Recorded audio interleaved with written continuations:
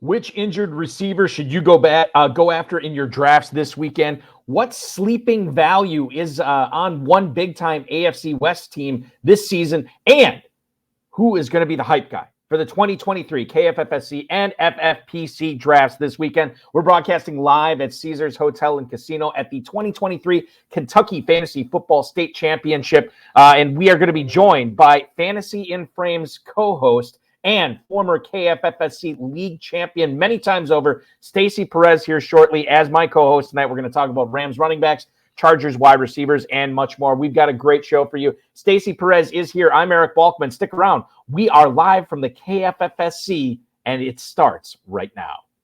The pressure, I've seen greater men than need lesson. Broadcast live and heard around the world, you are now watching the most entertaining hour of radio on the planet. Welcome to the High Stakes Fantasy Football Hour presented by MyFFPC.com with your hosts Eric Balkman and Farrell Elliott. The High Stakes Fantasy Football Hour is your home for analysis from the best players in the world. And now, because no one else was available, here are Eric Balkman and Farrell Elliott. Solace in the scripture, are we not all our father's sons? I became a man, nobody ever told me what a man was. Thank you so much, Rob. Greetings and salutations to all of you Balkaholics tuning in tonight for the High Stakes Fantasy Football Hour. It's the latest episode, and it's presented by MyFFPC.com. I'm your slightly above average host, Eric Balkman. I'll bring in my co-host in a second. Coming up on tonight's show, we're going to talk about big time decisions that you're going to have to make for drafting weekend. Also coming up in the last, couple of weeks of FFPC and KFFSC drafting, what you need to know, what you need to bring to the table with you in order to achieve fantasy glory this year. And you can achieve fantasy glory when you sign up for the FFPC main event right now. $1 million grand prize, spot still available tonight. And of course, the Fantasy Pros Championship as well for the first time ever. A $1 million grand prize at just a $350 entry fee. A couple of best ball tournaments that we have going on as well as dynasty leagues. Never had one fold in more than a decade. 1,500 plus of those leagues have gone off. Dynasty, this is your home for Dynasty Fantasy Football at the FFPC. And don't forget our closed 12-team leagues that start off at just $5. MyFFPC.com is where you want to go for that. Okay, you have seen her on this program before. She joins us tonight, a former Kentucky Fantasy Football State Championship champion of many leagues. She is the co-host of the Fantasy in Frames show, which you can catch on YouTube as well. Follow her on Twitter, and I'm going to butcher it right now. Stacy_Perez83, I believe. And it's right there on the screen. I'm an idiot. Welcome in, Stacy Perez. Stacy, welcome. Welcome aboard. What's up, Balky? How are you doing? Doing good. Now, what people don't know is that you and I literally just got done with the draft. And not only were we drafting at the same time, we were in the same draft, and we were sitting next to each other. You were in the 4 spot. I was in the 5 spot. It's the first time I've ever drafted before doing the show in Kentucky this year. And it was weird. It was weird for me. How did your team turn out? How do you feel about your squad? I feel okay with it. I think I went running back a little bit earlier than I normally go. And I don't know if that kind of threw me off or not, but just kind of, it's good to kind of get that first one out of the way and then see where the trends are, where people are going. There are a few surprises for me. So now I kind of know some players that I had my eye on that went a lot earlier than I thought were going to. So I'm watching you guys. Beware. I know where you're taking people now. I was saying the same thing because Jim Cole was in that draft too, and he was drafting on the other side of the table from us. And I said the same thing afterwards to him. The first draft I do every single time. A lot of times it's the auction, which I'm going to be doing here in about an hour and a half. But it's just I'm kind of feeling my way. What's the line from A Naked Gun where Frank Drebin said, like a blind man in an orgy, I'm going to have to feel things out. And that's sort of how that's what I was doing, right? Like you never know. And I was telling Jim, because receivers always go so fast in the KFFSC. I was telling him that I looked at what was probably going to be available in rounds 2 and rounds 3 for me when I knew I was picking 5th. And I'm like, boy, I should probably go with the running back early. And then it got to my pick in the second round. I'm like, God, I should have went with the wide receiver earlier. Because you took McCaffrey and then I took Eckler. And then I was not that I was kicking myself. I think we both formulated some pretty good receiver cores after that. But I think, like, I don't know. You never know the correct play. And that was a tough room, too. Oh, my God. Jay really Reed was. and Danny Mueller were in that draft. Jeremy Brock, Jim Cole, obviously, I just said, Jeff Jackeen, all those guys. And FPI, the former Kentucky overall champs. Like that, it's a tough room to be in. And I feel like it should set us up for success going forward the rest of the weekend. Yeah, I think so, too. We'll get into that, and it's weird because you and I were talking about this during the draft. A lot of the players we're going to be discussing tonight on the show were picked by us or went a little bit earlier because of some news that's going on. So without further ado, let's get to that, Stacy. The Athletics' Deshaun Reed has reported that the Raiders have refused to make Josh Jacobs available in trade conversations. Reed's report is via league sources. So, again, who those are, I don't know. Reed also said that the Raiders are not thinking about taking the tag off and then making Jacobs either a sweetener of a deal, like sort of what the Giants did with Barkley, or just letting him go to free agency and getting that money off the cap. There was a report from the Las Vegas Review-Journal last Saturday that said Jacobs intends to report prior to week 1. And obviously he doesn't have a whole lot of options here. I took Zamir White later in the draft just to see what happens. I feel like Jacobs is going to report, though. Are you drafting that way this weekend as if Jacobs is going to be there? I am, but I got to tell you, I'm kind of staying away from Jacobs a little bit. I think if anybody has the potential to do full Le'Veon Bell, it might be Josh Jacobs. It worries me just a little bit, but I think the most likely scenario is that he comes back, he plays for the Raiders. But I do have a couple concerns because one, right, this team's not going to be competitive in the year. So is there that concern that, later on in the year, they've got a losing record? Does he shut it down if there's some little nagging injuries? That kind of worries me. And I think it's just something that you kind of have to look at and say, okay, if I'm going to take Josh Jacobs in a high stakes league, and I know that we don't like taking handcuffs, but given his situation here, and it's not an injury situation, it's a contract situation, do you take Zamir White then? If you have Josh Jacobs, do you look later on and say, okay, I'm going to take Zamir White, just in case things totally go south with Josh Jacobs? Who knows? So I think that's just something that you've got to think about if you're going to take Josh Jacobs and kind of make that decision, and really commit to it if that's the player you're going to take.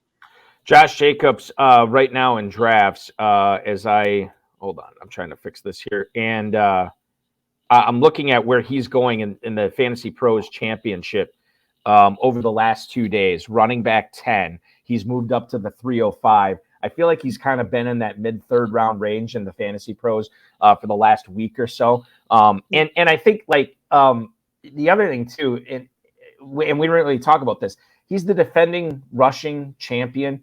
And you always say beware the career year, right? So we should be aware of that maybe it's not going to be all rainbows and lollipops again for Jacobs this coming year. And the other thing, the issue is too, it's like, if he has some sort of soft tissue injury or some nagging injury, I mean, who's to say he's going to gut it out and play through it when you like that? That's another thing that you have to keep in mind. Even if he does play, he's not going to be happy because he's not happy with the situation, but he can't really change the situation. No, that's what you worry about when there's kind of that bad blood there between the team and the player. Mm-hmm. And obviously I like Zamir White late. I took him late today. We'll see what happens going forward with that Jacobs thing, but I think that's something that you need to get right if you're drafting this weekend. Moving on, the Titans official website, Stacy, reported that they are unsure if Treylon Burks is going to be ready for the start of the season. He was carted from the field 8 days ago. I think everybody's just been carted from the field this year, it seems like. It's really bizarre. 16 days to heal up before their first game against the Saints. Burks we may not know what's going on with him until we get the first injury report, which comes out Wednesday prior to that Sunday game for Tennessee. And we're kind of drafting blind a little bit right now. This was a darling of the high stakes community a couple of months ago, even a month ago, like prior to him getting, I guess prior to DeAndre Hopkins signing. Everybody loved him, thought that he's going to be a big time breakout player this year. And now, not only do we not know if that's going to happen because of Hopkins, he's got this knee issue. This is an easy player for me to stay away from right now, Stacy. Oh yeah, absolutely. And obviously let's hope he's ready for week 1. But I kind of thought, with the addition of Hopkins, it made his situation just a tiny bit better too, because, all the attention is going to go to Hop, right? It's going to clear Mhm. Burks to get some more, see some more action. And I think also too, one person that we're not talking about is Chiga Okonkwo, right? So like if Mhm. you were in on him earlier in the season, because he was another, late round tight end darling sleeper, and then Hopkins comes around and we of course think that that's going to take away from Chig. So his value drops. But now that Burks seems like that he could be out, if you were one of those really early investors in Chig, you probably got a lot of, you're probably a little bit happy, not that somebody's hurt, but that, his value seems to boost a little bit maybe at that point, because that's going to be your other option there. Mhm. Unless we're talking about one of those, nameless receivers on the depth charts there that, I mean, you could probably play a list of like who's a receiver in the NFL and who's not with those guys. But really, I mean, I just really kind of think that it helps Chig a little bit there. Boost him up, and especially this weekend. I'm curious to see where and I actually took him in our last draft. Yeah, I was going to say you just drafted him. Yeah, I did. I went really late on tight end. I just kind of like just kept going and getting away from me, and that's where we ended up with. But honestly, I mean, I think at this point, I think I'm curious to see how far his Chig's ADP rises because of all Mhm. this injuries with Burks, and then now it's just Hopkins. But yeah. Burks is going right now as wide receiver 48 at the 9-10 in the Fantasy Pros Championship. And then to your point, Chiga Okonkwo, tight end 15 at the 10-12 right now. So he's fallen a little bit. Hopkins, I think, is viewed as such a target hog, and it's not really a passing rich offense in Tennessee, which I think has people shying away from that a little bit as well. But that's, again, this is something, you talk about wanting to have clarity for draft weekend this weekend. You're just simply not going to have clarity on this Burks injury until we get closer to the start of the season. And getting it right is going to be important, as with all these topics we're going to be discussing tonight as well. Let's move on here and talk about Jerry Jeudy, a guy that I drafted. Probably the longest time I've ever taken to make a KFFSC pick before, but I drafted in this draft. I took him in, I think, the 5th round, like the early 5th, mid 5th, early 5th round in Kentucky, obviously, which gets pushed up a little bit because of the wide receivers. Ian Rappaport said that he's expected to miss several weeks. It's a moderate hamstring injury. We don't know if he's going to be ready for week 1. According to Rappaport, there's optimism that it's nothing long-term, according to the Broncos. Obviously, this bumps up Sutton and your guy, Marvin Mims. And we'll talk about him in a second, because if Judy's out, this is going to be huge opportunity, huge targets that can go to Sutton and Mims.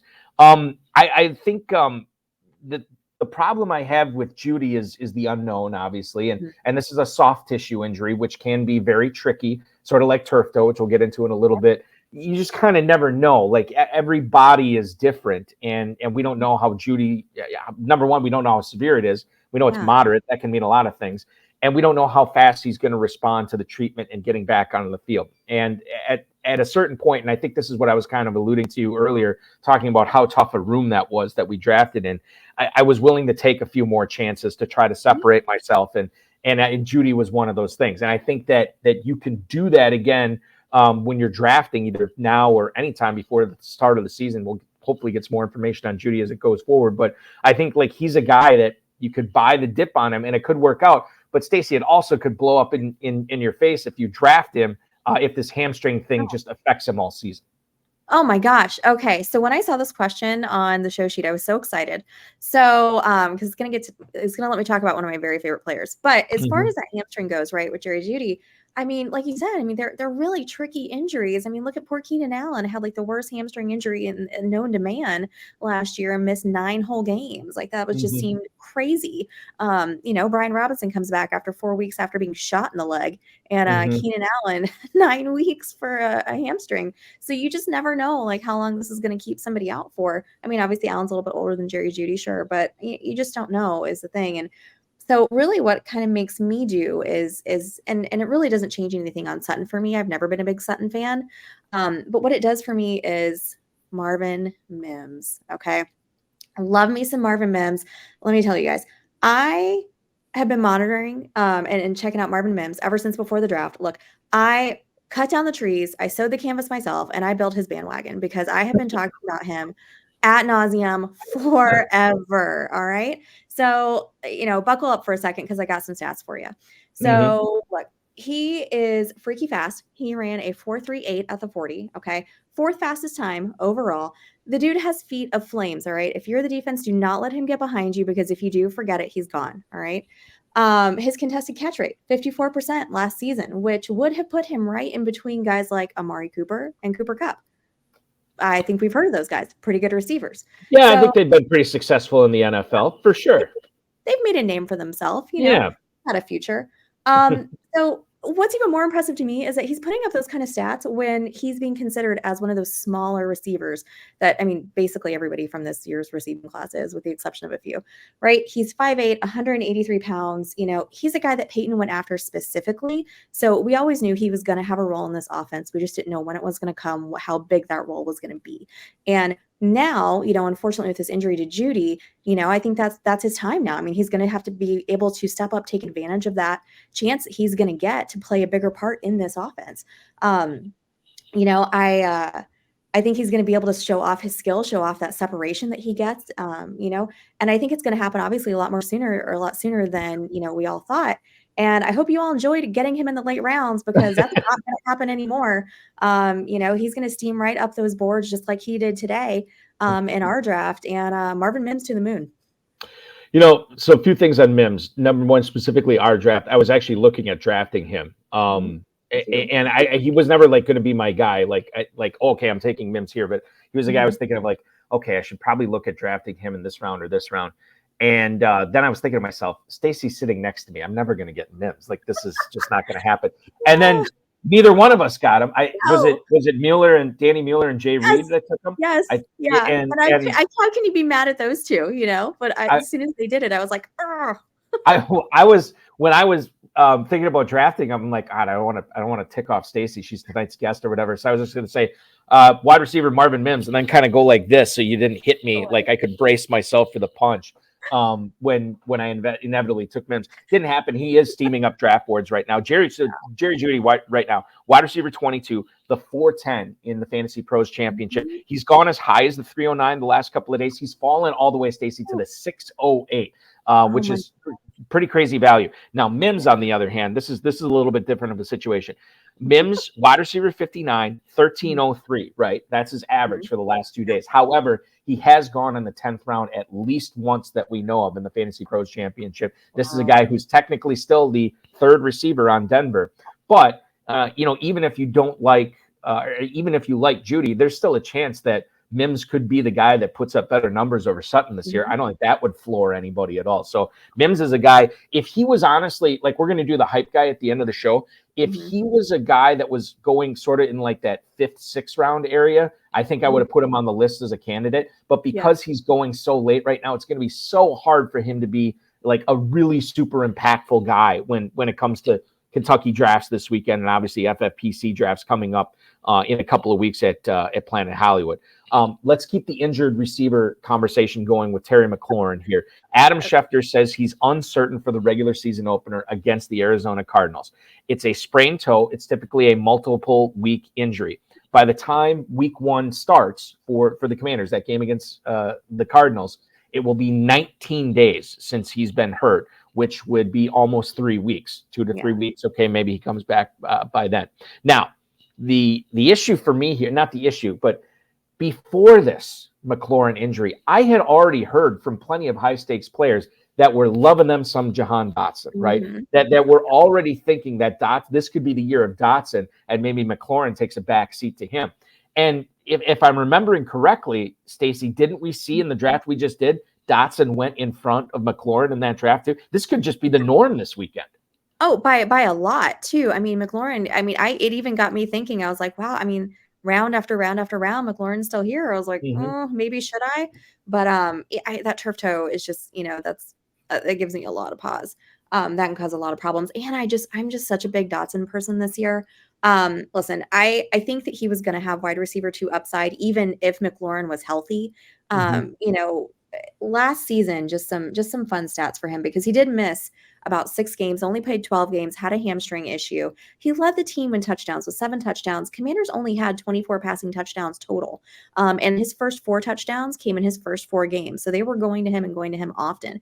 And, his average up to target last year, 15.4 yards, right? They're looking for him down the field. And I think we saw that in that last preseason game that they just played. And God, I cannot remember who they played. So it all is like blending together right now. Commanders, that was the Ravens, right? Where they beat the Ravens? Yes, thank you. Yeah, where they beat the Ravens. Yeah. Okay, yes. I don't know how I forgot that with all the memes afterwards of them beating the but he has got great hands, only had 3 drops last season. He was going earlier this year in the 7th and 8th rounds, which it just, such a steal and a value there. Obviously he's going to be going a lot higher now, especially with his injury. And I think too that seeing him play in that preseason game also kind of boosted him a little bit too. They've got the new OC in Bieniemy. I think that's going to be something that's exciting for this Washington offense. I really love this player. I love his prospects for the season, and I am trying to get him everywhere I can. All right, let me flip the script on you here, and we'll say this: is Terry McLaurin now a bargain? Like, if he keeps falling like this, like you were even talking about it, it was a few rounds have gone by, and he's still out there. Would we start looking at McLaurin as hold on, before let me ask you this: what scares you more, McLaurin's potential turf toe or Jerry Jeudy's hamstring injury? Which is worse? Probably that turf toe. That turf toe probably scares me a little bit more. I think so too. And that's why I hesitate to say, okay, maybe McLaurin's going to be a buy now, because even if you love the value on draft day, late September, early October could roll around and be like, why in the heck did I invest in this guy who has this condition that we have already seen a wealth of examples that this can linger for an entire season, sometimes more than an entire season. So maybe McLaurin, I don't know at what point he becomes a value, but he's not there yet. Yeah, I don't think so. I mean, I think it just depends on your build too. I mean, he's not going to be one of the guys that you're relying on. So you'd have to be going pretty heavy receiver to even think about taking him at a certain point, as a guy that you can just afford to sit on your roster or on your bench and not start. There is ADP out there for Jahan Dotson in the Fantasy Pros Championship, 701 on average the last 2 days. Wide receiver 33, but some brave soul. According to Fantasy Mojo, by the way, shout out to Darren Armani, the godfather of the Pros versus Joes challenge every single year. FantasyMojo.com, at Fantasy Mojo on Twitter. Highly recommend that you get a subscription to that if you are playing in the FFPC. It helps a ton. Jahan Dotson, some brave soul, according to Mojo's data, took Dotson at the 307 within the last couple of days. It made Dotson a mid-third round pick. Now, that is really bold. I don't know if I can get on board with that. But obviously, Dotson at the 701, we are not at the point for him where his price is too high. I'd still be buying at that 6-7 turn on Dotson. Oh, absolutely. Absolutely. McLaurin, on the other hand, he has fallen to, I just had it here. Oh, McLaurin. looks like we got some breaking news there in the chat. Oh, okay, hold on. Williamson? No way. Okay, so shout out to Kevin Williamson, and I'm just realizing that I didn't answer his question. We didn't answer his question. We'll get to your Denver tight end question in a second. Kevin Williamson reporting on our show tonight. Trey Lance is now a member of the Dallas Cowboys. I don't know what the source is on this, but we're going to find out because this is massive news. If he is now a Dallas Cowboy, like fantasy wise, I don't know. I don't know if this is if we care about it for for redraft purposes. Yeah. Okay, here it is. Yeah, their number 3 overall Trey Lance to Dallas Cowboys for a mid-round per sources. That was from the fantasy. Adam Schefter. Adam Schefter had it on X.com. So Lance now is going to be working behind Dak Prescott. Sam Darnold is going to be officially no bones about it, the backup at San Francisco. And we are looking at a mid-round pick. That's all it took for Trey Lance. I'm surprised. I thought it would cost more than that. How surprised are you to see this go down? Stacy, do you play Dynasty at all? I always forget this. Yeah, okay. Yeah. I actually do play Dynasty. So that's the show that I'm on for Fantasy and Frames is our Dynasty 365 show. So that's right. Yeah. So I do play Dynasty. All right. So for Dynasty, like I don't know if I'm super excited about this if I'm playing in a single quarterback league, But for Superflex, this becomes a little bit more interesting, obviously, right? What's your initial analysis on Trey Lance going to the Cowboys? Well, I think it's great for him. I mean, I think it's been really hard to come up with an actual, like real thoughtful analysis on Trey Lance because we really haven't seen too much of him at all. I think it's a little difficult to have a hard stance one way or another. I don't think you can say that he's terrible. I don't think that you can say that he's, got potential to be great either. It's just we don't know. And I don't think he's really ever going to get that chance in San Francisco, at least not after, this past, offseason with Purdy and then bringing in, Darnold. It's one of those things where I think it just kind of seemed like, Kyle Shanahan, it can make anybody a viable starter in the NFL except for Trey Lance, unfortunately. So I'm really glad to see him get a fresh start somewhere else, just to see what he, can actually bring to the NFL if he is, as good as everybody thought he was. If he does even have, potential to keep playing in the league. I think this is really great for him, personally and professionally. NFL Network, Tom Pelissero and our boy, Jim Parsons Jr., reporting that it is a 4th rounder in next year's draft in exchange for Trey Lance. So good on the Cowboys. We'll see what happens there. All right. So that I had no idea we are going to budget this much time to Trey Lance tonight, but this is the miracle of live podcasting. Let's get back to Kevin Williamson's question here. When we were talking about the whole Mims, Judy Sutton conversation. He wants to know, is it Adam Troutman or is it Greg Dulcich this year? For me, it's, there's a non-zero chance that Troutman actually plays more snaps than Dulcich, but we've already seen what he can do for a fantasy perspective, which is not much. And Dulcich, I think, is the interesting guy here. And we're hearing more and more talk about them moving him around and doing some different things with him. To me, it seems they want to get creative with Dulcich, not necessarily for Troutman, who's probably just a blocker. I want to draft the guy that they're going to be creative with, Stacy. Yeah, absolutely. And I think before this injury to Judy, I definitely would have been a little bit concerned because they brought in Troutman. And like you said, not because of his fantasy relevance, because there really isn't any, but it just because of him getting on the field, his blocking ability, that kind of thing. But honestly, too, with this injury to Judy, I mean, I think that this really gives him a chance to get in there, really kind of cement his role in that offense. I think he's a great talent, no doubt. And so, I think this does really good things for him. If the question is Troutman or Dulcich, obviously Dulcich all the way. No question. I'm on board with that. In fact, I was actually considering taking. I was playing a little quarterback and tight end chicken with my backups in the draft we just did, and Dulcich was one of my fallback guys at tight end. I think he got taken, or maybe I just overdrafted my Green Bay Packer. Luke Musgrave way too early. I can't remember how it went down, but I know I have Musgrave on my team. As a backup tight end, I want to point that out. He's not my starter. Jordan Rodriguez says that Kyren Williams actually could have a bigger impact in the passing game, where he actually excelled there throughout training camp. This is what she said from when she was, saw firsthand of what the Rams were doing. Now, she thinks that the Rams are going to have both Williams and Cam Akers out in the backfield early in the season, but Williams could be the guy that emerges as a threat in the passing game. Now, Matthew Stafford apparently looked more comfortable with Kyren Williams than he did with Cam Akers as camp progressed. This could be a committee thing. And I love beat writers. They work hard. I don't know if they're the best people to trust as far as fantasy stuff goes, but certainly this nugget for me from Jordan Rodriguez, who's been doing it a while, by the way, is enough for me to lower Cam Akers in my rankings and start looking at Kyren Williams late. I was going to take him. I was planning on taking him late, and I think it was that Danny Mueller, Jay Reed team that got Kyren Williams in this draft again. And I think it's a smart pick. And when you talk about, and we should bring up the Sean Tucker thing, because I was all set to take Sean Tucker when we found out that he was splitting first-team reps with Rachaad White today, and then one pick before me, you got him. But these are the players. I mean, this is what you need to be understanding here this late in the game. This information just trickles out, and these are the players that you should be bumping up on your boards. And obviously, you and I both bumped up Kyren Williams on our board tonight, just not enough. Absolutely. And here's my first question, which is a little bit facetious. Is Kyren Williams having breakfast with Matthew Stafford every morning? Is he joining that Cooper Cup breakfast club? Because that's apparently how you get ingratiated in that offense and get on Stafford's good side. So it sounds like he might be.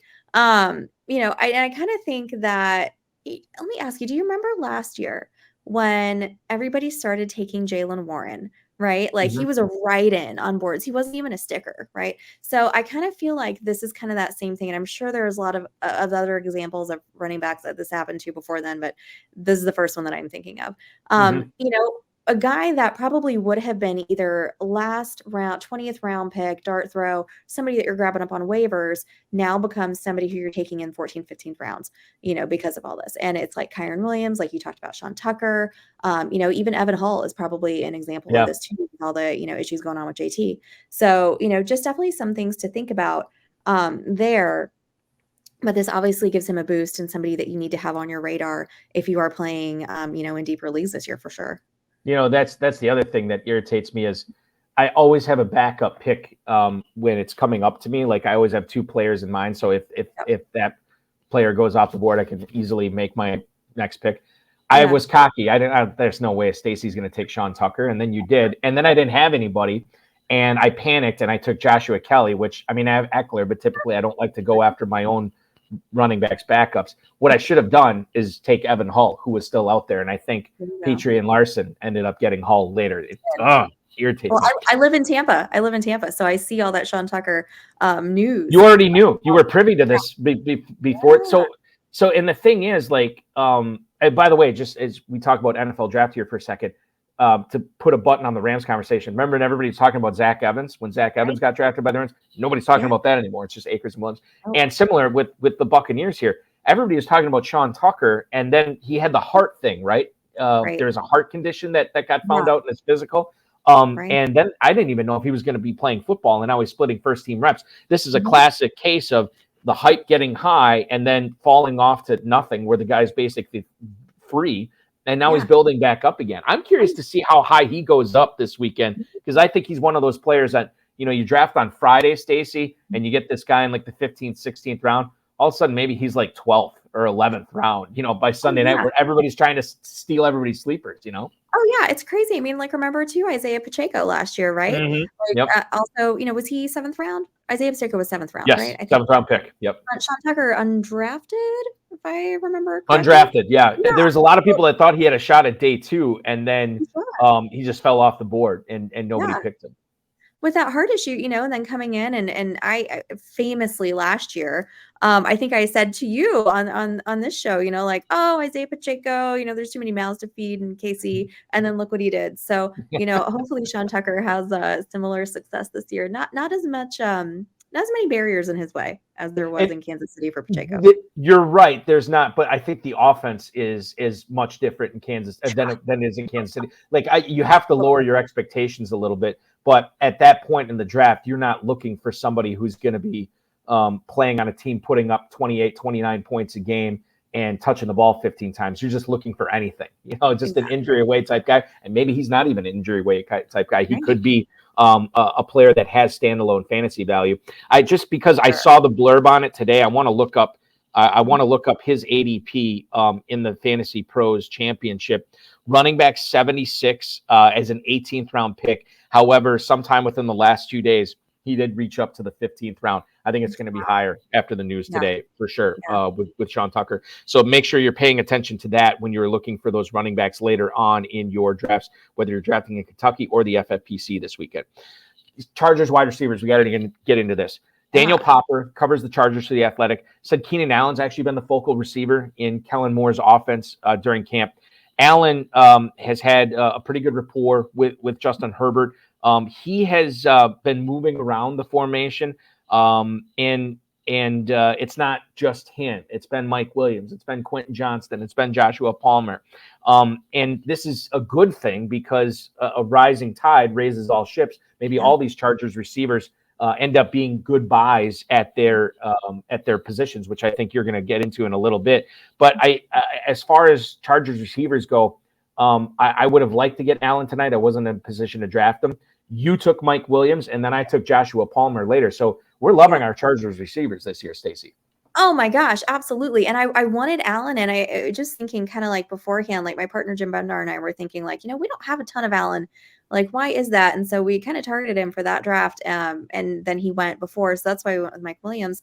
And we took Herbert too. So definitely loving all of my Chargers this year. I kind of think that last year was a little fluky. Everybody had a lot of injuries going on. I mean, poor Justin Herbert's playing with a broken rib. Allen with his hammy. Williams had some injuries. So, I think they're all going to benefit from going into the season in good health so far, knock on wood that nothing happens in the preseason. And then they also have, their changes in OC. So I think those are all really good things for them. I think it just spells, like a lot of good things. Good things are on the horizon, I think, for your Chargers. What do you make of the report from Popper that said that Joshua Palmer has actually been with the first team more than their first round pick this year, and Quentin Johnston, who apparently has been struggling with drops? Palmer did it last year. I mean, there were several times where he came through when either Allen or Williams were hurt. Sometimes both of them were hurt. He put up some pretty big games. And now we find out that he's actually running ahead of the first round pick. Do you view this as a situation where this is just the first rounder has to acclimate? It's just going to be a matter of time with Johnston this year? Or is Palmer really the guy as the third wide receiver that you want in Los Angeles over the course of the 2023 season? I still probably like Quentin Johnston just a little bit better. Just give him a little bit of an edge. I like Palmer a lot. I actually had him last year. I think I picked him up off waivers or took him real late last year in a couple places. I think this is one of those things with Johnston where, there's getting a lot of preseason news. Oh, the drops are a problem. His second preseason game, he caught all 3 of his targets. Drops weren't an issue. These guys are going in and playing their very first NFL game ever. And even though they've been playing in college, it's a whole new ball game, right? So, cut him a little bit of a slack, right? It's not, not the end of the world. And if I remember correctly, wasn't there a receiver a couple years ago who preseason hype, everybody was getting real scared in the drafts and, oh, he can't catch the football. He can't catch NFL footballs. He's dropping them. And you know who that was? Devontae Adams?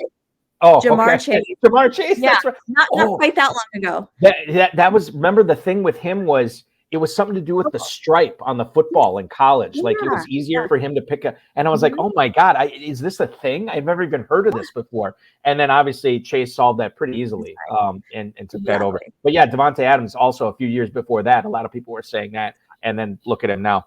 Final thing I want to say about the Chargers wide receivers: Quentin Johnston, wide receiver 46 at the 903 on average right now. Joshua Palmer is obviously going after him. Palmer, wide receiver 90 at the 1810. I would expect that he moves up a couple of rounds, especially when he's going that late. But I don't think I don't think Johnston is in any danger of getting passed by Palmer before the start of the season. Same division, different position. Question in the chat room from Kevin Williamson right now. Deneric Prince, is he worth a late round lottery ticket, or are there too many running backs in Kansas City? Tonight in the draft that we were in, Prince did not get drafted, but we did see Pacheco, we did see McKinnon, and we saw Clyde Edwards-Helaire all get drafted, but no Prince. There was a beat writer for the Chiefs, and I can't remember who it was. It's escaping me now. But this was like probably 5-6 weeks ago. Maybe not quite that long, but they basically said the roster spot for Prince is locked up. Like, this is going to happen. There's no question. And now I look at it, they have somebody else returning kicks right now. It could be Richie James actually returning kicks in Kansas City. And if he doesn't have a role returning kicks and they're already playing Edwards-Helaire, McKinnon, and Pacheco over him, man, I don't know if he makes the team. And I don't want to take a player that may not make the team. I don't care how good the offense is. I'm taking players with a little bit more job stability than Deneric Prince. I don't think he's going to be on any of my teams this weekend, Stacy. Not any of these teams. I've taken him in best balls, like a last round, here and there. That would make sense. Yes. Yeah. In those situations, I got to tell you though, he's looked pretty good in the times that he has gotten to play in the preseason. He's looked pretty great. So, I mean, maybe if he doesn't make it on the Chiefs, maybe he'll get picked up by somebody else. But I'm so wary of making a take on late round running backs on the Chiefs after my just total like epic fail with Isaiah Pacheco last year. So who knows? Maybe I can say Deneric Prince will be terrible. There's too many mouths to feed, and then he's going to go on to be, like the next Isaiah Pacheco. Who knows? Well, if you say that tonight, he will be scooped up in like the 14th round of every single league this weekend. Yes, let's steam him up, Balky. Let's everybody go take Deneric Prince. He's going to be amazing. Yes, exactly. I'm signing off on that. Just so everybody else drafts him and I don't have to worry about it. But you never know. A guy that, so when I was looking at getting my last receiver in the draft tonight or this afternoon, a guy I was looking at, and I didn't pick him, somebody else picked him, and I can't remember who, was Josh Downs, the rookie from for the Colts this year. James Boyd who writes about the Colts for The Athletic. 2 preseason games, Josh Downs has all his routes from the slot. 5 of those 17 routes, he got the ball thrown to him. 4 catches, 49 yards. Downs is a pretty good playmaker, has really good speed, and obviously maybe he develops into something that Richardson focuses on as a young quarterback. Maybe that'll be his blankie or whatever, his crutch that he throws to, especially if Downs is out of the slot. I was talking with Ryan Reynolds from the 33rd Team on the High Stakes Fantasy Football Show last night about this, and he was nice about it, but he kind of threw cold water on it. He's like, I don't view the Colts as a particularly passing-rich team this year. You're also talking about a rookie throwing to a rookie, and he's like, maybe in the 20th round of a couple of drafts, but other than that, he was staying away from him. How do you view Josh Downs and like a Kentucky main event this weekend or a Fantasy Pros where it's a managed roster and you have 20 rounds as opposed to 28? Is Josh Downs going to reach any of your teams? Probably not. And that's not because I don't like him. I really do like Josh Downs as a player. I think in Dynasty, he's a real fun guy to, watch. He's on the smaller side too, even smaller than a lot of the small considered receivers. But what I like about him, and I'm going to start with the good and I'll end with kind of the bad, is that, he's a guy who plays so much bigger than he actually is. I mean, the way you watch him play, and he's got the confidence of a guy who's 6'4" out there. Okay. Like he's taking people down, trash talking, getting in people's faces. And I love it. And it kind of reminds me a lot of the way that George Pickens plays. Not their playing style necessarily, but just their, personality out on the field. I think is just a lot of fun to watch. Like as the kids say, he's got that dog in him. Right. Absolutely. Okay. Now for the bad, right? He's probably a guy that I'm not taking until the 20th round, if I'm taking him at all, because of all those things that Ryan Reynolds said, right? He's probably somebody you might have to cut after waivers if you don't pick him up on waivers later. And then are you holding a roster spot for somebody on an offense that is not going to be a pass heavy offense, like you said, that's going to be a run heavy offense? He's probably not going to be the first guy, that they're looking for. It just doesn't seem like something I want to spend, my draft capital on in a high stakes draft at this point. And not, like I said, not because I don't like the player. I just don't think that he makes sense this year necessarily. If you're in Dynasty, this is a whole different conversation. Right. But as far as high stakes, what we're doing this weekend, I'm sorry, Josh, it's a no for me. Yeah, and the other thing too, and I brought this up with Brian, I'm like, Josh Downs could be the type of guy that you draft late, keep him on your roster for the first few weeks just to see what happens. And if he develops into this, the second coming of Wes Welker, well, congratulations. But if he doesn't, the bye weeks start up in week 4, week 5 or whatever. I mean, he's an easy cut at that point. And then you can go after whatever sexy guy is on the waiver wire that week and go after him hard in your fab budget. Jim Cole, I don't know if I should be revealing this, but he actually took Sam Laporta in our draft today. And Laporta is a guy I like. And Colton Pouncey, the Lions beat reporter for The Athletic, actually says that he might actually already be Jared Goff's second favorite target behind the sun god, Amon-Ra St. Brown. Now, Jameson Williams is going to be out for the first month and a half of the season. You're looking at, I'm trying to think who the other guys, you got Khalif Raymond there, Josh Reynolds. Just kind of like whatever guys. And so to me, the second passing target comes down to either Laporta or Gibbs, both rookies. And I don't like the Detroit Lions defense this year. I think it's bad. I don't think they did enough to improve it. I think there's going to be forced to put up a lot of points this year to keep up with, their defense is lacking.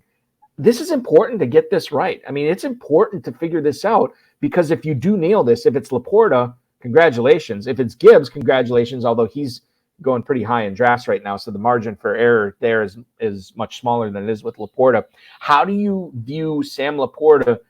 Take your Dynasty Fantasy and Frames goggles off, pun intended, right now and answer this for a redraft situation. Sam Laporta this year, Stacy, are you targeting him?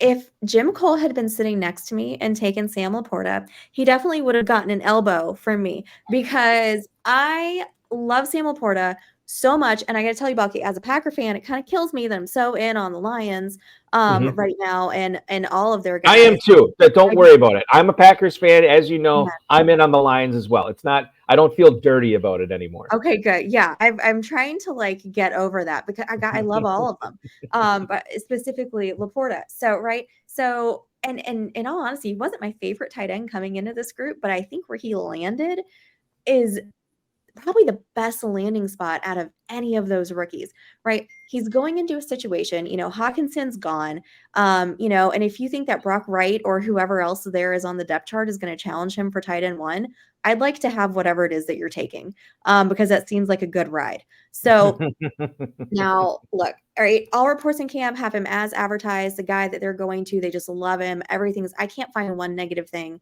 that's being said about him outside of, that's coming out of camp. He's got talent.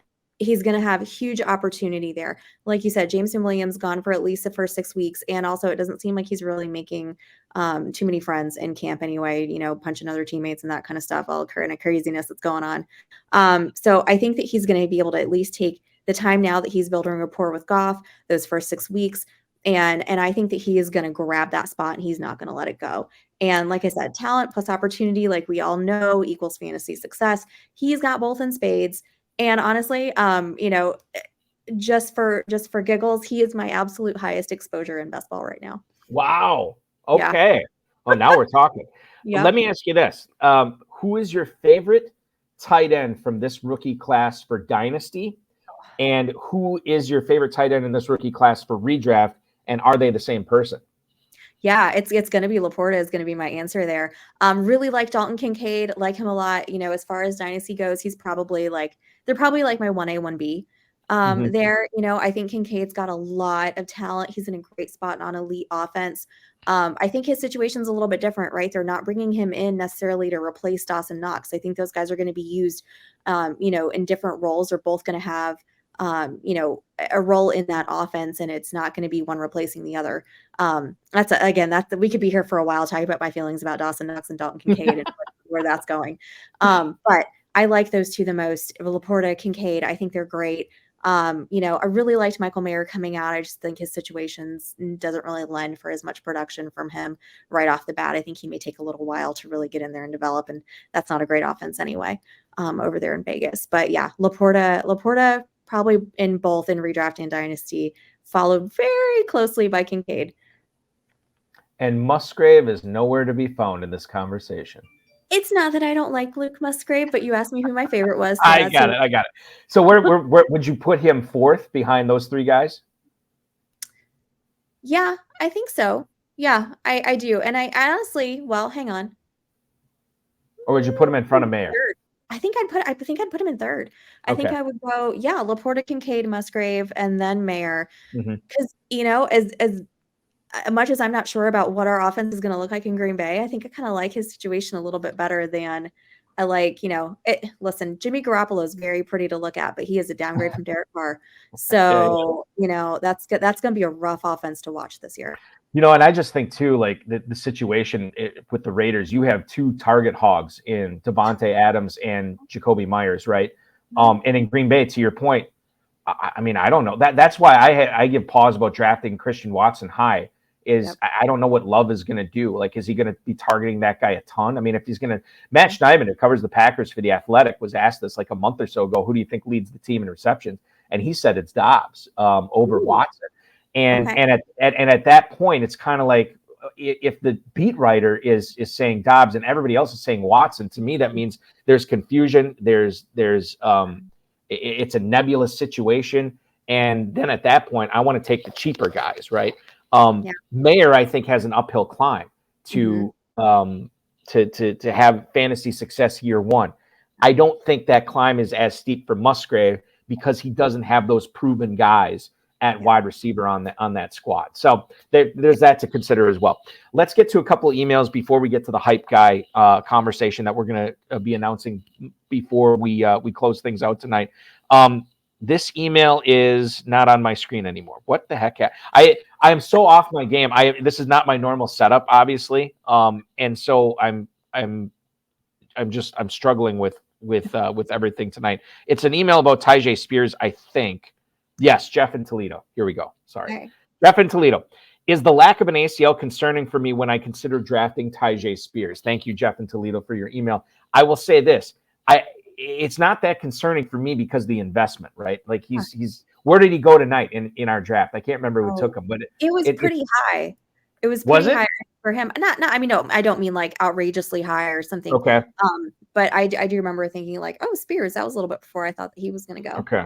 I Running wish back I 50 in the Fantasy Pros Championship. Go ahead, Stacy. No. I was just going to say, I was trying to think, do I have the board anywhere near where I can grab a picture of it? But I don't. But yeah, I mean, I think it looks like he's playing football just fine with or maybe possibly without an ACL. I guess you don't need one to play football. Apparently not. And running back too, which is where I think that's the most important position to have. Right? Yeah, I would draft Spears with confidence, Jeff. Tim and what off their ACLs if that's the problem. Right, like, yeah. Just have them do surgery to get him out there. Phillip Rivers played several games, I think, with a torn ACL. And there's been stories of other players that have had torn ACLs and didn't even know it, and they kept playing on it. Yeah. Doesn't always work out. James Booby Miles and Friday Night Lights, that didn't work out for him. Got to get that surgery, man. Tim in West Palm Beach, Florida. Hey guys, with this positive Brock Purdy news, can I start drafting him in the best ball tournament with confidence? I took him as my backup tonight in our draft. I think when you look at the late round quarterbacks that you can get that are really cheap, Derek Carr, Russell Wilson, Jordan Love, Brock Purdy, I think all those guys are suitable backups. When you talk about best ball tournament or the Superflex best ball tournament, I have no problem with any of those guys as your second quarterback. I still think Purdy is going too late. I think he should be going higher. And maybe we'll see that this weekend. But quite frankly, Stacey, I said that a couple of weeks ago when this dude was practicing, and he still hasn't gone up draft board. So maybe he's just going to stay at his ADP, and I'm comfy taking him there.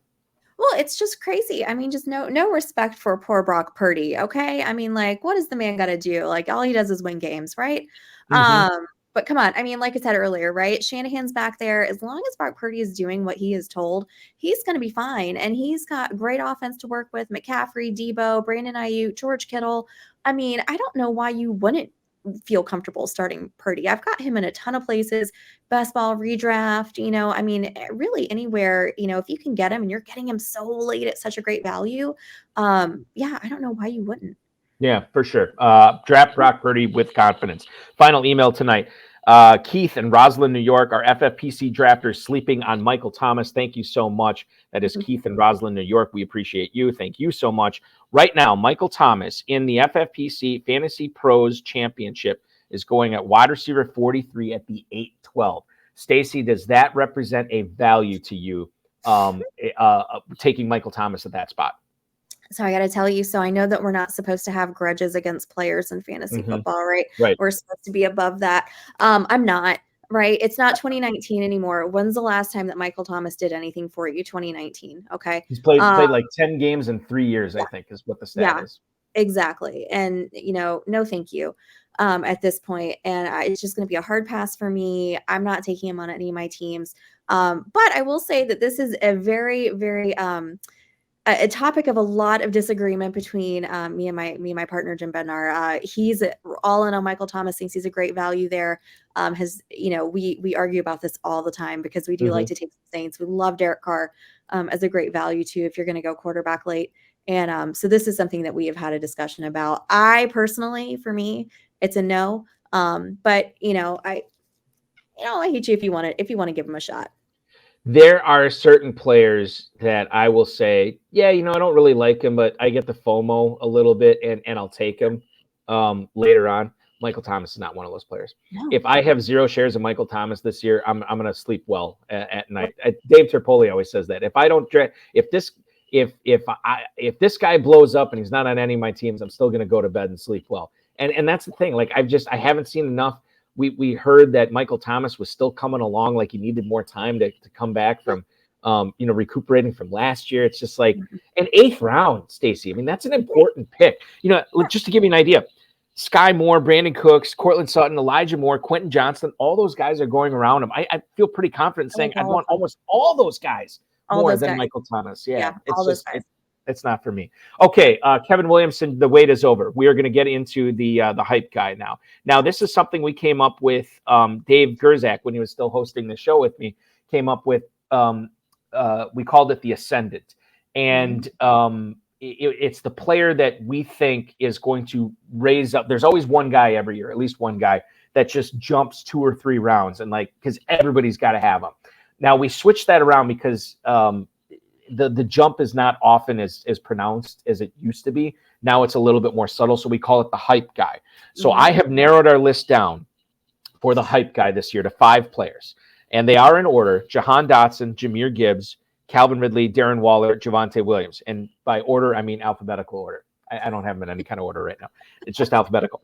So we've talked a lot about Dotson. We've talked a little bit about Gibbs, but let's talk about these 3 other guys before we reveal who we're going to say the hype guy is this year. Because you and I have to agree on this, Stacy. When you co-host this specific episode of the HSFF Hour, we have to come to an agreement. Otherwise, we're going to keep doing the show. You have a draft at 8:30. I have an auction at 8:30. We can't do this all night. Jahan Dotson, let's table him. We know that we both like him quite a bit. Jahmyr Gibbs. Creeping up in drafts right now. I have said that it would not surprise me to see him as a 2nd-round pick when we get to the live events in Las Vegas. And that, I don't know anybody who agrees with me, but that's my bold take on it. Jahmyr Gibbs, to me, is a guy that has a ton of hype surrounding him right now. Well, and if I am not mistaken, and I would need to go back and look at some numbers, but I think right after the draft, there was a time when he was going, at least in best balls and some, things that were going on, very, very early, where he was going that high or not too close thereafter. So that wouldn't be something completely unexpected for me either. He's one of my favorite running backs to grab. Again, just all about those Lions, I guess, this year. But yeah, I wouldn't be surprised if he crept all the way up into the 2nd round. Not at all. People are loving themselves some Gibbs, so that's why he's on this list. Calvin Ridley. Now, here's this. For me, this is the first guy I eliminate. I say this on every show I do. I've been talking to a ton of smart people smarter than me about fantasy football, yourself included, where I just am like, nobody's been able to sell me on Ridley. For where he's going now, an early 3rd-round pick, dude who hasn't played football in a year and a half. He goes to an offense that Trevor Lawrence already has a clear rapport with both Evan Engram and Christian Kirk. Think about Travis Etienne and Tank Bigsby on that squad, as well as Zay Jones. He could be great this year, definitely. But the potential cons, I think, for me, are still outweighing the pros. And one of those cons is the fact that he's an early 3rd-round pick. But he's being hyped up, Stacy.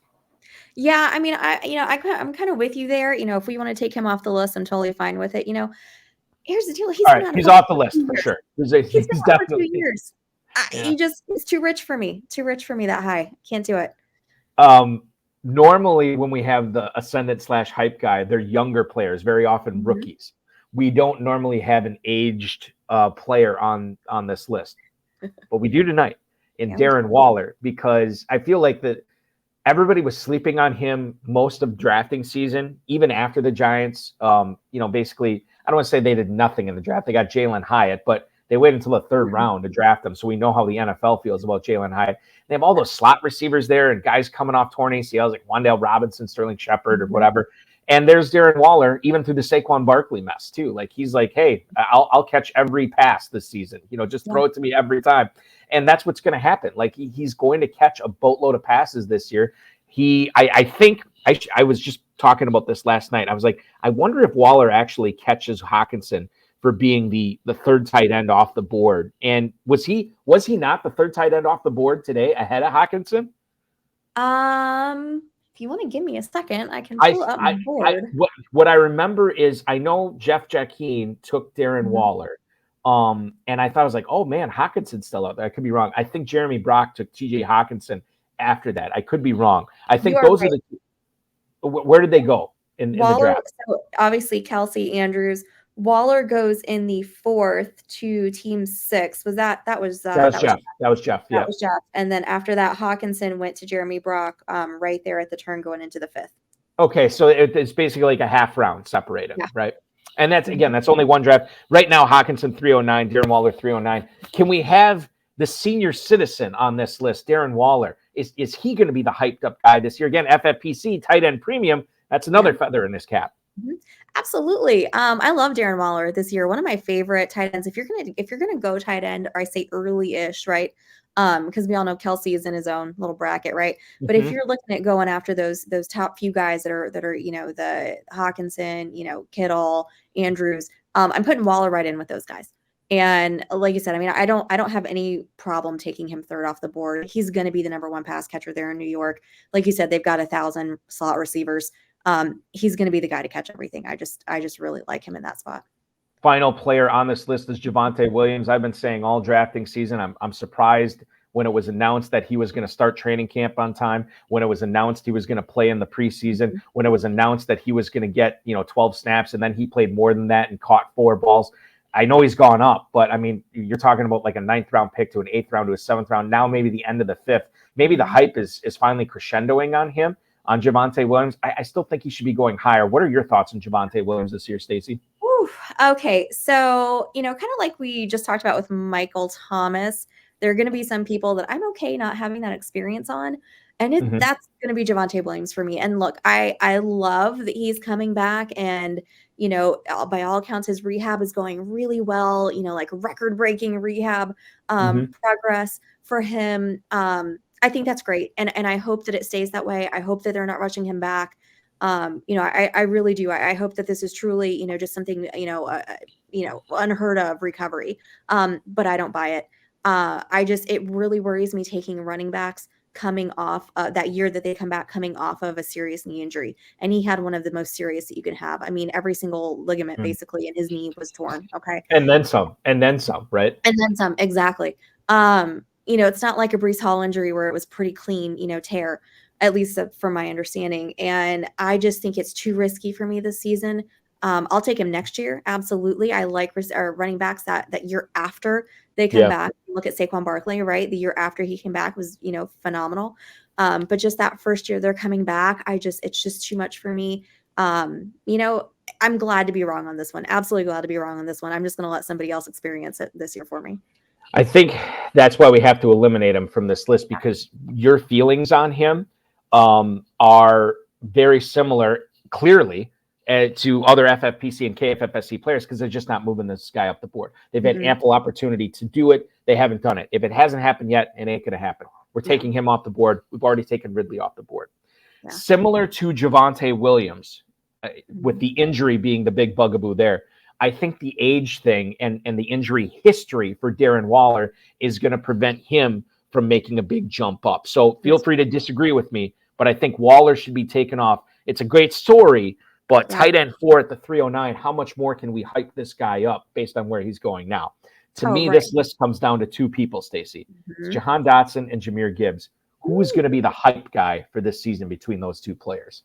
And remember, the other thing that Dotson has working in his favor is this McLaurin injury that we discussed earlier, too. Well, I think it's got to be Dotson. I mean, I think we've already seen Gibbs go almost, in the right there in the 2nd round. I don't know. You can only get 1 round higher. Okay. But Dotson, I mean, he just continues to climb and climb and climb. He's just got so much opportunity there again, too, with the, even before the injury to McLaurin, I was all aboard the hype train for him. And now this just even kind of cements it even further. If this continues to be a nagging thing with McLaurin, I could foresee him being the number 1 receiver without a doubt in Washington. And I think for a guy, oh, sorry. Well, go ahead. Please go ahead. I think for a guy to go from 8th round, all the way up to where he's probably going to end up this weekend, which is probably a lot higher than, where he's even going today. I think that he's got to be the guy. So a few things here to put a button on this conversation. Jahmyr Gibbs was the hype guy maybe a month or so ago, as you pointed out. Can't be the hype guy anymore. You can't be the hype guy when you're running back 9 at the 305. It's not going to happen. Jahan Dotson, who is going to be this year's hype guy, I think we had the perfect exhibit for him being hyped up. That the fact that he went in the mid-3rd round of a Fantasy Pros Championship draft 2 days ago, where somebody's ponying up $350 to win $1 million. I mean, that's a perfect example. We're getting the guy on the crescendo, or we're getting a guy before the crescendo here, which is about to happen. Last year, I asked you this question. You said Allen Lazard, and while he did move up, he did move the needle a little bit as far as his ADP goes those last couple of weeks. I think Dotson is going to be that times 10. Yeah. For a lot of the same reasons, my hype guy last year was Gabe Davis. Now that didn't come to fruition, but again, this is the big misconception about this. We're not telling you about a player that is going to exceed his draft expectations. We're telling you about a player that we as high stakes players believe is going to go up, rightly or wrongly, is going to go up in drafts. And Dotson is going to be the guy this year. He is the hype man. I couldn't have done it without you, Stacy. Yeah, thank you. This was so much fun, Balky. I had a blast. It's always a blast doing the show with you. Tell us more about your show, Fantasy in Frames. Tell us what it's about and when new episodes are coming out and where people can consume them. Yeah, guys. So I'm a part of Fantasy in Frames. We have got obviously a YouTube channel that you can find us on. Just look up Fantasy in Frames. But we have all sorts of shows. I currently co-host the Dynasty 365 show. There they are in the chat. There's my guys. That's on Wednesday nights at 8 o'clock every week. They've got some IDP guys that are on there that are amazing. If you're into IDP fantasy, they've got some redraft guys that are great. We just got all sorts of things in there. Whatever kind of fantasy football that you're interested in, you can find something for you at Fantasy and Frames. So it's been so great, such a great group of people, and I just love them so much, and been a part of their group since January of this year, and couldn't have landed in a better spot. And we will continue to follow you on Twitter at Stacy_Perez 83. Did you change your handle on that? I did. That's what I thought. I was looking for it, and I'm like, God, did she change this? I think it's different than it was last year. It was, yeah. It used to be my first and middle name, and I just went ahead and made it first and last name there. But there's a lot of Perez's out there, so I had to put a number. You have to, and obviously you're a podcast, you're a streaming host now. You have to do it as professionally as possible. And I'm telling you this, based on like you're already an attorney, so I don't know how much more professional you could get than that. Stacy, I want to thank you for joining me on this journey tonight. Hopefully we got everybody set for their drafts this weekend and going forward, as this is the last HSFFR we're going to do until the season starts. No offense, I hope I don't see you at my draft table the rest of the weekend, because it was not fun drafting next to you and James Bednar in this last draft. But good luck in all your drafts this weekend, and I'm sure I'll run into you again. It's always fun hanging out with you. Absolutely, Balky. Have a great night. I'll see you later. All right, you got it. Stacy Perez from Fantasy in Frames. Of course, check her out on Twitter at Stacy_Perez 83. Jahan Dotson is your hype guy for 2023. I want to thank Stacy Perez, the KFFSC, the FFPC, Rob Rice, and of course, each and every one of you. We will be back. We will be taking a 2-week hiatus. We are off next week because of the Fantasy Pros Championship Draftathon. And then we're off the following week because of the live events at Planet Hollywood in Las Vegas for the FFPC. So we will be back the Friday following week 1 of the season. That will be when Farrell and I bring on another guest for your viewing pleasure as we try to help you navigate the 2023 fantasy football season. In case you missed it last night on the High Stakes Fantasy Football Show on the Better Sports Network, I already said Ryan Reynolds from the 33rd Team and Establish the Run was my guest. A lot of good stuff on there if you're looking for last-minute draft advice. We got through a lot of stuff last night, especially for you volume drafters out there, for those of you who are becoming volume drafters this late in the season. We got into a lot of great knowledge there. So check that out on any of the FFPC social media channels, YouTube, Twitter, Facebook. It's on there right now, as well as bettersports.com. Remember, you can win a $1 million grand prize in the FFPC main event, a $1 million grand prize in the Fantasy Pros Championship, the latter of which just $350 to enter. And you can do that right now, myffpc.com. You will get a $50 discount on every third team you purchase. I know we put this out earlier this week, so I could probably say it. The cap on this contest is about 20,000, just over 20,000. We think based on history, it's probably going to come in right around 17,000. So we're probably, we're going to fall short, which is great for you, the player, because you can come in and really make a difference and maybe become the next FFPC millionaire. Don't forget about the Superflex Best Ball Tournament, the Best Ball Tournament, all our dynasty leagues. Again, never had a league fold in more than 10 years, and we have 1,500 of them. FFPC is your home for Dynasty Fantasy Football. Don't forget to like this video, subscribe to the channel, comment, and share it, and get notified anytime we go live, which we will be going live. We're not, the FFPC YouTube channel is not going dark for 2 weeks. We're going to have plenty more live draft coverage coming up, including live draft coverage from the events at Planet Hollywood. So we'll have a lot more content for you as we have just 16 days of drafting left before the start of the season. Thanks so much for watching, everybody. Stacy's already on her way to her draft. I got to get to my auction. It's going to be a great weekend at the KFFSC. If you missed out on playing live this year, make sure you're checking it out. KFFSC.com. Plenty of online stuff still available going forward until the start of the season. Thank you so much for watching, everybody. Good luck in your drafts. Your weekend officially starts now.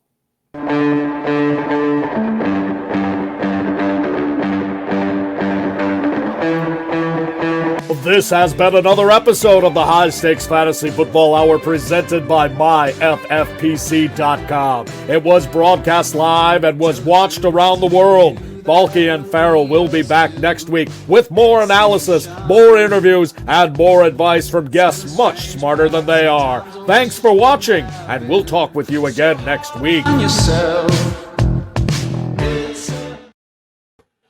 I think because I do so much media and do a lot of other stuff that doesn't involve drafting, I don't get to draft as many teams as I'd like, and I wish I could draft more. And I'm telling you, I know I've never drafted before the show on this weekend before with the KFFSC.